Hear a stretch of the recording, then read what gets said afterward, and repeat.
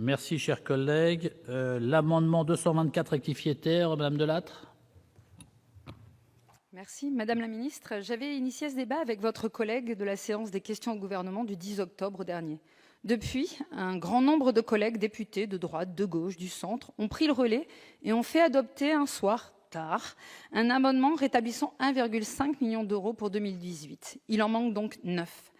L'amendement que je vous propose et qui a été déposé par différents groupes, défendu par 101 de mes collègues, vise à rétablir la totalité des crédits aux maisons de l'emploi, qui sont de 21 millions d'euros.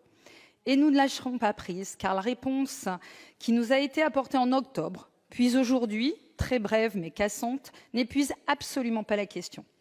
On nous renvoie à Pôle emploi et aux missions locales qui rempliraient le rôle de guichet unique initialement attribué aux maisons de l'emploi. Mais cela fait 10 ans que les maisons de l'emploi font autre chose.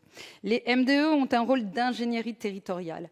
Elles remplissent des missions de définition des besoins sur le bassin d'emploi, qui est le leur. Elles animent la gestion prévisionnelle des compétences et des emplois. Elles travaillent en direct avec les entreprises. Elles soutiennent des jeunes créateurs d'entreprises. Elles animent le réseau local de facilitateurs de la clause sociale d'insertion et tant d'autres choses.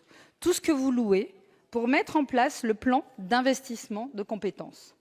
Autant de missions que ne remplit pas Pôle emploi, et pour cause, à la demande des élus locaux et des acteurs de terrain et de Pôle emploi, parce qu'elles sont souples et pragmatiques, les maisons de l'emploi sont devenues une plateforme collaborative complémentaire à Pôle emploi.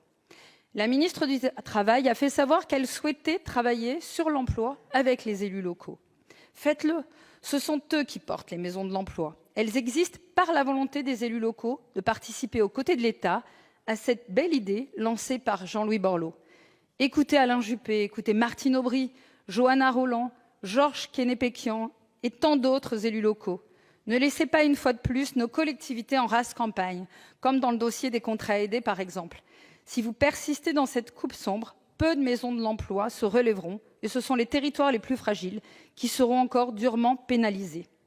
Je suis sûre que votre souhait n'est pas d'institutionnaliser la fracture territoriale dans vos politiques publiques. Le projet initial était un budget de 70 tranches État-commune. Il n'est donc pas louable qu'il baisse. Et la justification de dire, puisque les autres l'ont fait, vous ne pouvez pas nous en vouloir de le faire aussi, eh bien si. Il est donc sage et responsable de rétablir ces 21 millions d'euros en actant par un avis favorable notre amendement. Merci.